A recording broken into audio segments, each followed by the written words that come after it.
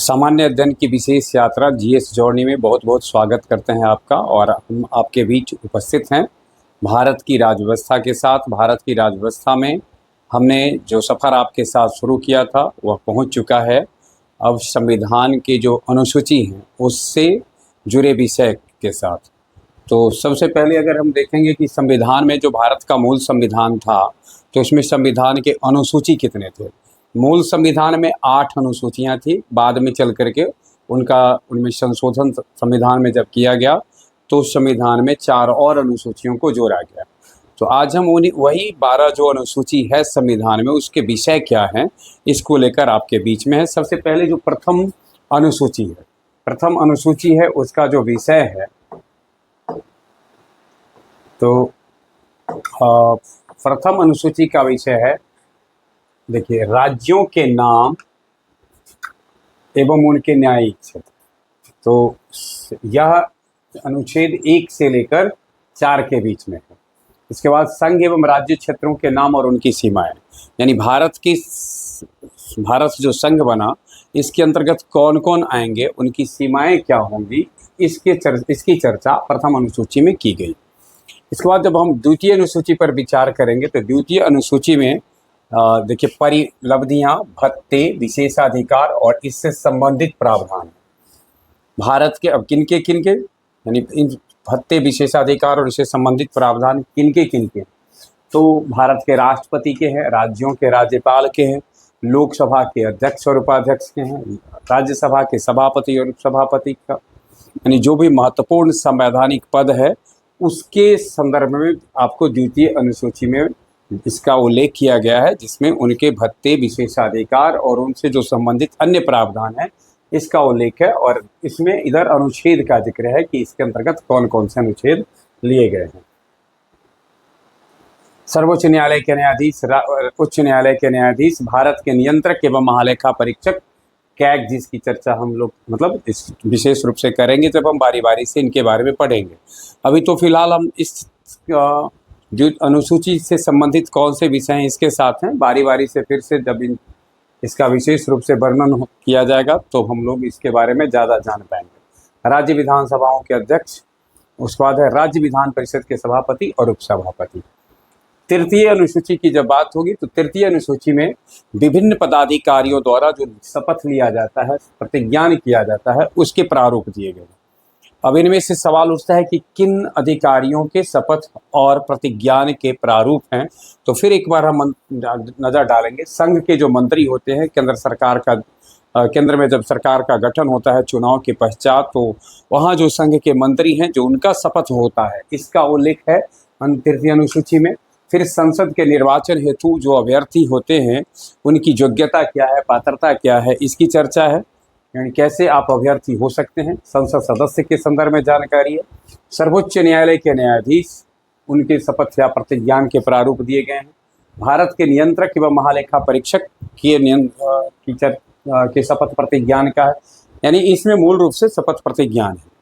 पिछले में हमने देखा था तो उसमें दूसरी व्यवस्था थी और उसके अधिकार, भत्ता, इसका जिक्र था। और इसमें अब देखिए, राज्य मंत्री राज्य विधान मंडल के लिए निर्वाचन के लिए अभ्यर्थी, यानी राज्य विधान मंडल विधानसभा और विधान परिषद से मिलकर के बनता है, तो उसके निर्वाचन के लिए अभ्यर्थी जो होते हैं वो अभ्यर्थी बनने के समय किस शपथ को लेते हैं, यानी किस तरह का उनको प्रतिज्ञान पर साइन करना होता है या लेना होता है, इसका उल्लेख है। राज्य विधान मंडल के सदस्य, उच्च न्यायालयों के न्यायाधीश, इन सबों के बारे में फिर से एक बार ध्यान में रखना है कि ये सब के सब जिसकी चर्चा की गई है उनके द्वारा ली जाने वाली शपथ और प्रतिज्ञान के प्रारूप दिए गए हैं तृतीय अनुसूची में। कुछ शपथ होता है जो हम कभी किसी फॉर्म को भरने जाते हैं, नॉमिनेशन देने जाते हैं तो उस समय लेने पड़ते हैं, और उसके लिए कुछ लिखित होते हैं जिस पर हमें हस्ताक्षर करने होते हैं, तो उसका भी उल्लेख है। और कुछ ऐसे होते हैं जो आप निर्वाचित हो जाते हैं या नियुक्त हो किए जाते हैं, उसके बाद आपको शपथ दिलाया जाता है, तो उसके भी प्रारूप का उल्लेख तृतीय अनुसूची में है। चौथी अनुसूची में राज्यों और केंद्र शासित प्रदेशों के लिए राज्यसभा में सीटों के आवंटन के बारे में उपबंध है, यानी राज्यसभा जो भारत का उच्च सदन है, उस उच्च सदन में किस राज्य से कितने सीट जाएंगे और उसका आवंटन कैसे होगा, फिर केंद्र शासित प्रदेश से कितने सीट जाएंगे, इसका उल्लेख है चौथी अनुसूची में। और चौथी अनुसूची में जो ये उल्लेख है वो भारतीय संविधान के अनुच्छेद 4 और 80 से संबद्ध है। देखिए, और इसका जो अनुच्छेद है 75, 84, 99, 124, 173, 188 और 219, इसमें अलग अलग अनुच्छेद जो दिखाई दे रहा है, इसमें अलग अलग अनुच्छेदों में शपथ की व्यवस्था की गई है। और इसमें उसी तरीके से राज्यसभा में सीटों के आवंटन के लिए जो उपबंध हैं, किस आधार पर राज्यसभा में सीट आवंटित किए जाएंगे, इसका उल्लेख किया गया है। पांचवी अनुसूची अनुसूचित और जनजाति क्षेत्रों के प्रशासन तथा नियंत्रण के बारे में उपबंध करता है। जो अनुसूचित क्षेत्र है या जनजातीय क्षेत्र है, उसमें किस प्रकार का प्रशासन होगा और किस प्रकार का नियंत्रण होगा, इसका उल्लेख किया गया है। इस विषय का विस्तार से वर्णन है 5वीं अनुसूची में, और इससे जो संबंधित अनुच्छेद है वह है 244। छठी अनुसूची असम, मेघालय, त्रिपुरा और मिजोरम राज्यों के जनजातीय क्षेत्रों के प्रशासन के बारे में उपबंध।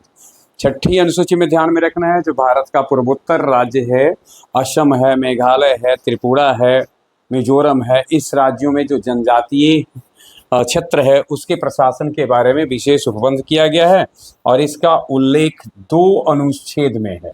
244 में पीछे भी देखें कि जनजातीय अनुसूचित जनजाति का है, तो वहाँ तो है ही, लेकिन असम, मेघालय, त्रिपुरा और मिजोरम राज्य के जनजातीय क्षेत्रों के प्रशासन के लिए एक और अनुच्छेद 275 है, जिसमें कि विशेष व्यवस्था की गई है।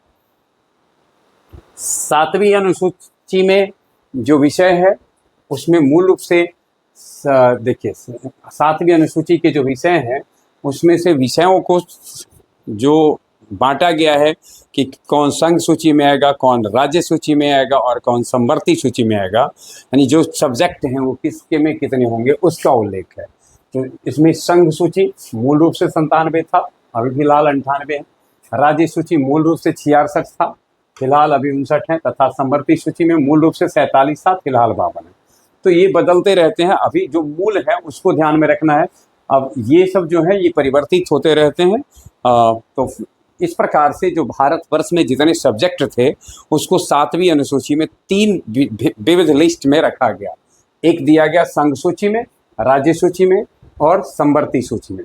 संघ सूची जिस पर कि केंद्र का अधिकार होता है, जिस पर निर्णय कानून बनाने का अधिकार केंद्र को होता है। राज्य सूची में उस विषय पर कानून बनाने का अधिकार राज्य को है, और समवर्ती सूची में दोनों के समान रूप से अधिकार होते हैं, यानी राज्य सरकार और केंद्र सरकार दोनों के द्वारा उस पर कानून बनाए जाते हैं। और जिस अनुच्छेद में इसका उल्लेख है वो अनुच्छेद है 246। अगर आपसे पूछा जाएगा अनुच्छेद 246 भी क्या है, तो आप बता सकते हैं कि अनुच्छेद 246 जो संघ सूची, राज्य सूची और समवर्ती सूची में कौन कौन से विषय होंगे इसका प्रबंध करता है। 8वीं अनुसूची बहुत महत्वपूर्ण है, परीक्षा के दृष्टिकोण से काफ़ी महत्वपूर्ण है, क्योंकि इसमें भाषाओं का उल्लेख है, यानी संविधान द्वारा जो मूल रूप से जो भाषाओं को सम्मिलित किया गया, जो हमारे देश की कार्यकारी भाषा, राजकीय भाषा होगी, इसका उल्लेख किया गया। गौरतलब हो 14 इस अनुसूची में, यानी 8वीं अनुसूची में मूल रूप से 14 भाषा। अब ये जो 14 भाषाएं मूल रूप से थी उसमें असमिया, बांग्ला, बोडो, डोंगरी, गुजराती, हिंदी, कन्नड़, कश्मीरी, कोंकणी, मैथिली, मलयालम, मणिपुरी, मराठी, नेपाली, उड़िया, पंजाबी, नेपाली उसमें नहीं था, मराठी, उड़िया, नेपाली को भी बाद में जोड़ा गया, उड़िया, पंजाबी, संस्कृत, संथाली, सिंधी, तमिल, तेलुगु तथा उर्दू। इसमें देखिए ये जो 22 भाषा है ना, इसमें सिंधी भाषा को बाद में जोड़ा गया। पहले तो 14 थे, जो बाद में जोड़ा गया उसको एक नज़र केवल हम देख लेते हैं। सिंधी बाद में जोड़ा गया। सिंधी को जोड़ा गया 1967 में।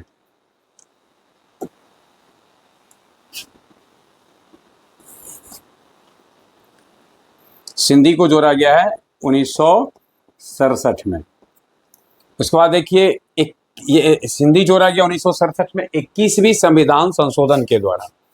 21वां संविधान संशोधन अधिनियम द्वारा सिंधी को जोड़ा गया 1967 ईस्वी में। वही कोंकणी, मणिपुरी और नेपाली, इसको याद रखने के लिए हम ऐसे लिख सकते हैं नमक, नमक। नमक देखिए, यानी ये 16वीं भाषा, 17वीं भाषा, 18वीं भाषा, यानी नेपाली, मणिपुरी और कोंकणी। नेपाली, मणिपुरी और कोंकणी, इसको किस में जोड़ा गया? 71वां संविधान संशोधन, और वर्ष था 1992। देखिए ये था 1967 और था कैमा 21वां। तो 21वां संविधान संशोधन के द्वारा जोड़ा गया सिंधी को 15वीं भाषा के रूप में, और 16वीं, 17वीं, 18वीं भाषा के रूप में आ गया नेपाली, मणिपुरी और कोंकणी। अब आया 4 और भाषा, तो वह आया 92 2003, यानी 92वां संविधान संशोधन 2003 के अंतर्गत जोड़ा गया 4 को। तो इसको आप ऐसे भी याद रख सकते हैं, BDMS। तो ऐसे याद रखें, नमक का ब्रांड BDMS, यानी ऐसे रखेंगे सिंधी को छोड़ करके जो बाद में जोड़ा गया, तो नमक BDMS, B for Bodo, D for Dogri, M for Maithili और S फॉर संथाली। तो इस प्रकार से नेपाली, मणिपुरी और कोंकणी को 71वें संविधान संशोधन 1992 के द्वारा, और बोडो, डोंगरी, मणिपुरी और संथाली को 2003 में 92वां संविधान संशोधन के द्वारा जोड़ा गया। ऐसे थोड़ा सा यह भी देख लें, सिंधी 21 और ये 71 का जोड़ दीजिएगा तो आपको 92 मिलेगा। तो आपसे अगर ये पूछा जाए कि 8वीं अनुसूची में मूल रूप से कितनी भाषाएं हैं, तो आपको बताना पड़ेगा। अब जो है सो 22 है। मूल रूप से जब संविधान बना था तब कितनी थी? 14 थी। अभी वर्तमान में कितनी है? 22। अगर ये पूछा जाएगा कि 8वीं अनुसूची में कितना बार संशोधन किया गया है, तो 4 बार। 3 बार तो आपको बताया कि पहला बार तो 1967 में किया गया 21वां संविधान संशोधन, जिसमें सिंधी को जोड़ा गया। फिर उसके बाद दूसरा बार संशोधन किया गया तो 1992 में, जब 3 भाषा को और उसमें जोड़ा गया, नेपाली, मणिपुरी और कोंकणी को।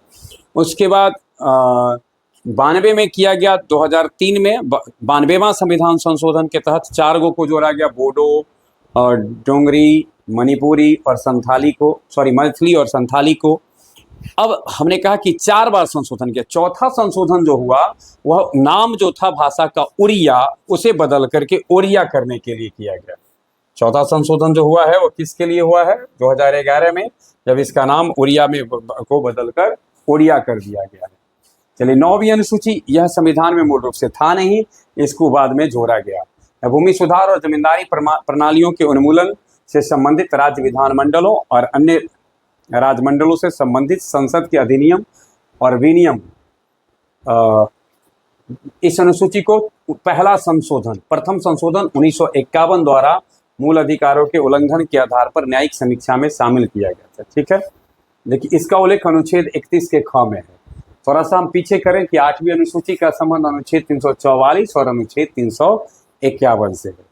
चलिए, 9वीं अनुसूची के द्वारा अगर कहेंगे तो मूल रूप से जमींदारी प्रणाली के उन्मूलन के कारण इस अनुसूची को संविधान में सम्मिलित किया गया था। इसके बाद हमारा है अनुसूची 10वीं अनुसूची दल बदल के आधार पर संसद और विधानसभा के सदस्यों की निर्भरता के बारे में व्यवस्था करता है। ये प्रायः ऐसी स्थिति भारत के लोकतंत्र में बनी रहती थी कि कुछ असंतुष्टि के कारण कुछ नेता अकेले या कुछ लोगों के साथ एक पार्टी चेंज करके दूसरे पार्टी में सम्मिलित हो जाते थे। इसको ध्यान में रखकर कि अगर ऐसा होता है और अगर एक निश्चित रूप संख्या में अगर एक पार्टी छोड़कर दूसरे पार्टी में अगर नहीं जाते हैं, तो कोई सिंगल या कुछ कम संख्या में आते हैं, तो उनको अयोग्य माना जाएगा, उनकी सदस्यता रद्द समझी जाएगी। इसके लिए 52वां संविधान संशोधन लाया गया 1985 में, और इस प्रकार से दल बदल पर प्रतिबंध लगाने की कोशिश की गई।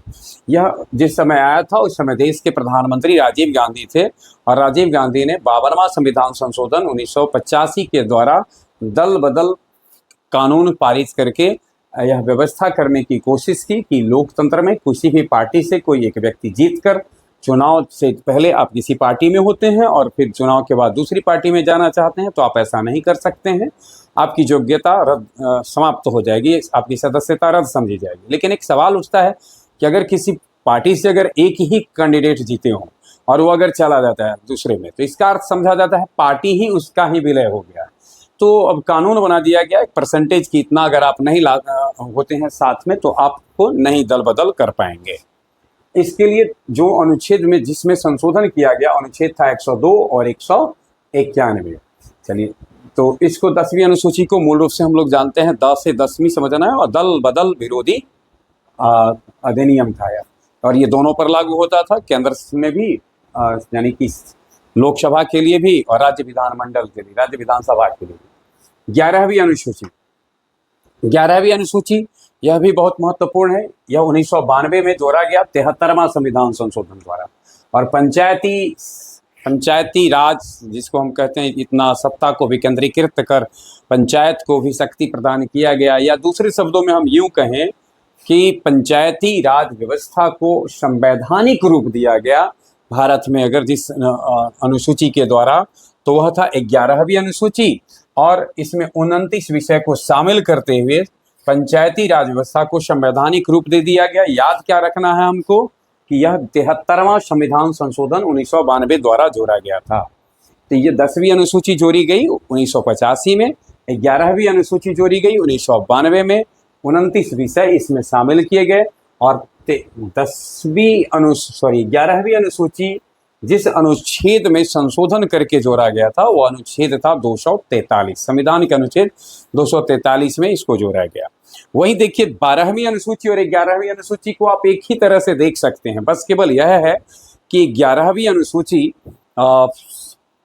उसका संबंध था पंचायती राज व्यवस्था का, और इसका संबंध था नगर निकाय से, यानी वो पंचायती निकायों से संबंधित अनुसूची है 11वीं, और 12वीं है नगर निकाय से। 13वां और 74वां दोनों संविधान संशोधन एक ही वर्ष हुए, इसमें 18 विषय सम्मिलित थे।